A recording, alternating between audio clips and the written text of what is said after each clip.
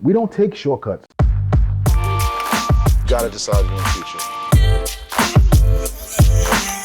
I'm looking to make some changes, help other people.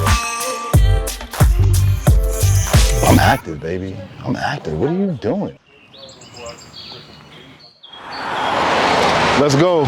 Another beautiful day in the neighborhood. The thing about this neighborhood, like, I like it even more because this is my neighborhood, right? This is my neighborhood. This is East Neck Road. This is where I'm from. Ripping and running up and down these streets all day for years. You know, about 20 years ago, I stopped that nonsense, but ripping and running up and down these streets, East Neck Road. We're in Wyandanch right now. And I tell you guys every day, like I'm blessed, I'm fortunate to come out of, you know, based on the upbringing that I had and the actual environment that I came up in, there was no the direct plan to become a real estate investor, right? And a lot of us don't even make it out of here because we're not exposed to some of the actual things that middle America has to offer us. We're just not exposed to it. So luckily for me, I was blessed. I'm fortunate the opportunity to take advantage of the real estate market, helping some other brothers come up now and explaining to them exactly how it works and how I came up. So my path might have been different than yours or yours be different than mine, but the end result is the same. You've got to be successful in your own right. You got to put the work in to become successful in your own right. So walk with me on this one. This is something that was picked up a couple weeks ago on clothes. So what we're gonna do right now, we're gonna run through it. I already have an idea of what has to be done, but I'm gonna walk through it with you guys, figure out what's going on, how much work has to be done. Like this is, I walked in it one time and it was nasty. But now I'm gonna walk through it again for y'all to see how nasty it is and what to expect when you pick up these houses. If you want those big rips, if you want those, you gotta buy the ugly houses. You gotta buy the nasty houses. You gotta buy the ones nobody wants. You gotta buy the ones everybody else is afraid of. Those are the ones that have the most meat on the bone. And I'm gonna show you exactly what I mean by that, walking through this thing right here. Because this is something special, okay? This is not for the weak stomach people. This is something special. If you can see on the top, the broken fascia board, soffit across, means that there's wildlife in there. Raccoons, squirrels, it's typical. If you look off of the roof and you see all the branches hanging off of the roof, that's how all your wildlife will get in. So that's how your squirrels will get in, your raccoons will get in. They'll burrow holes through the roof. And there's so much foliage, tree limbs and branches around the house. There's so many ways for them to get up into this house. So we're probably gonna run into a situation that hopefully when they hear us moving around, they're scattered and they get up out of there. But if not, we're just gonna have to get busy, okay? Now this one is not secured. So we wanna make sure, keep the door open in case they wanna come running out. We wanna wait for them to get out. Handle's broken, it was already broken. Knock, knock. Knock, knock, baby. So you got your typical, you know, abandoned squatter situation. What makes me nervous is if you see the ceiling, like that's roof damage, that's obviously sheetrock damage. Now I'm pretty positive that critters have access to the house and they're like running around in here.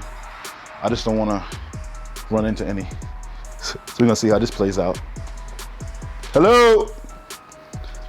So this obviously, I mean, there's a lot. Like when you pick up these houses, man, there's a lot. Like you never know. Just like the clean out on this house is gonna be like easy $3 grand.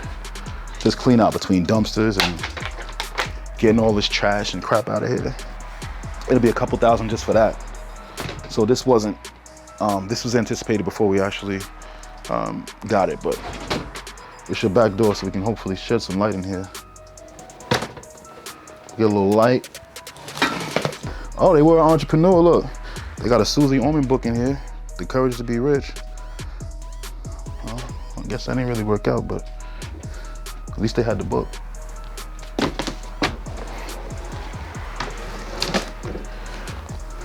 Got a little light in here now.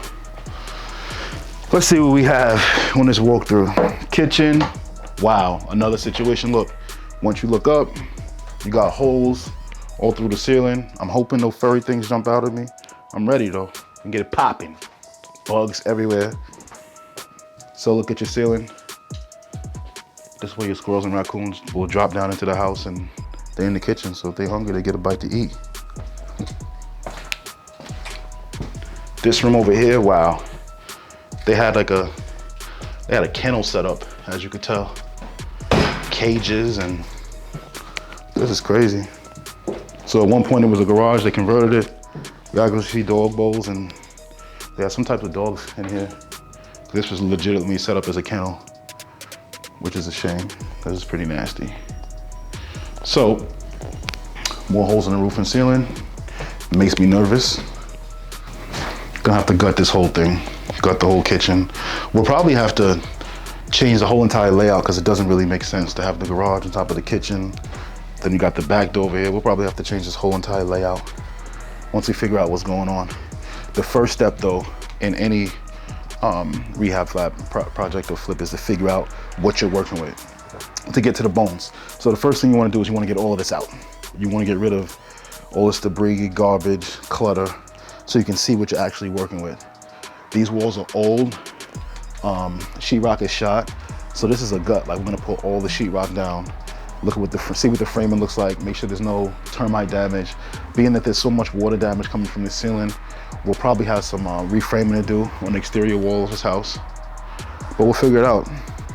You know, it's a hefty project, but we'll figure it out.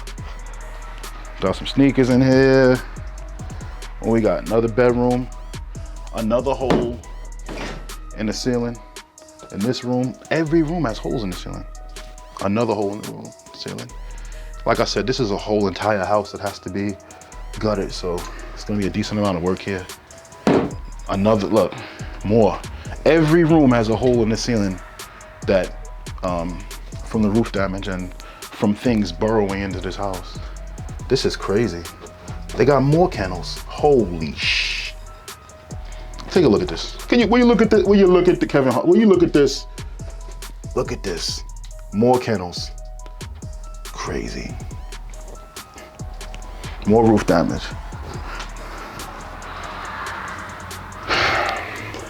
So, 1, 2, you got your 3 bedrooms. Yeah, this is gonna have to be gutted. This whole entire house has to be gutted. It's been sitting for so long. The staleness of the smell. Let's jump into the backyard, see what we got here. Oh, we got Yorkies. Yeah, these are definitely dog people. And the cages were so small, they were probably breeding Yorkies. Let's go in the back. Wow. This is gonna be a heck of a, there's just as much work outside as there is inside. But the first thing with a project that you, like this, that you do with everything overgrown, we're gonna wanna let our presence be known. So the first thing we're gonna do is we're gonna start cleaning up the yard. We're gonna get rid of all this back here.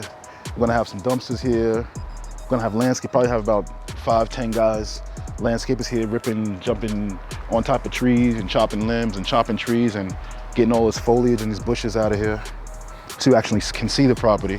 We'll do that in the back and the front, generate the activity. Once we start doing that, we're gonna knock on the neighbors' doors and let them know exactly what we're doing, our intents with the house. And when you do that, when you knock on the neighbors' doors and you let them know what you're up to, they'll keep an eye on the house for you while you're working, which is a good thing. So you always want to establish a great relationship with your neighbors, knock on the 2 doors, left and the right of you and one across the street. Let them know what you're doing, shake hands, kiss babies, and create some relationship with your neighbors when you start flipping these houses, because typically you're gonna be in these houses for a month or 2, sometimes 3. So it's good to have an extra set of eyes on the house, which comes from those neighbors, and it's effortlessly, they'll just call you if anything happens, they see anything, they'll say something, which is good. Now the clearing, we gotta clear all this. All this has to be cleared. Now when you're flipping, right, this is a little jewel right here, a little jewel. For all you guys that are just flipping and you guys that already experienced, you already know this. Anytime you have branches, limbs, tree limbs, tree branches hanging over a house or a tree next to the house, you always want to get rid of it because it causes nothing but problems. When we were in that house and you saw all of the burrowed holes and all those big gaping holes in the ceilings, that came from wildlife. That came from raccoons, that came from squirrels, because what they'll do is they'll climb up the tree. If anything is hanging over the house, they'll jump onto the roof and they'll find a way through the gutter or through the soffit into the house. Because they get cold in the winter too. So they get away into the house and they'll have babies. You know, they'll become, like raccoons, they become very territorial. They get vicious if you try to get them out. So to prevent that from happening, what you always want to do is have your trees cut away from the house and all your limbs cut away from the house. Anytime you flip a house. Anytime you flip a house. Look at this one, this is perfect. There's actually a bridge. There's a bridge for a squirrel or raccoon. They crawl up the bridge, jump onto the tree, up the limb, over to the house, on the roof, and they're in the house. And that's why you have all those holes in every room in the house, because of these trees around the house. Because that was ridiculous. I never seen anything like that before. You always want to make sure your house has curb appeal. This house, particular house, it's on a main road. So you really want to have curb appeal. You don't want to drive past and actually miss the house. So what you want to do is, to sexy it up a little bit, what we'll do is we'll cut all that out. That whole entire fern bush or whatever that is, that overgrown arborvitae, whatever that is, we're gonna cut that out. We're gonna trim this here up and we'll end up cutting the bushes here on the next one. So we'll clean all of this out so you can actually visually see the house. We'll get rid of that tree that's next to the house because like I said, it's so close to the house. You have things in the house. Again, squirrels, raccoons, whatever. So we're gonna sexy up the yard, clean it up, play with this fence, cut everything overgrown out of here. Let's lock it up. Now we know what we're gonna do. I'll be here with my contractor in maybe another day or two. We'll run through a scope of work. I had to just take a peek at it myself to see what we're gonna expect to do. I have an idea now. So now, next go around, I'll come through with 2 people. The first guy I'm gonna come with is my landscaper. What he's gonna do is he's gonna just clear out the yard for me, let the neighbors know we're here, and then I'll run through with my contractors and show you guys the scope of work. I'll walk through with him, get you guys educated on exactly what's going on, what we plan on doing. And this is the before, so get ready for the after.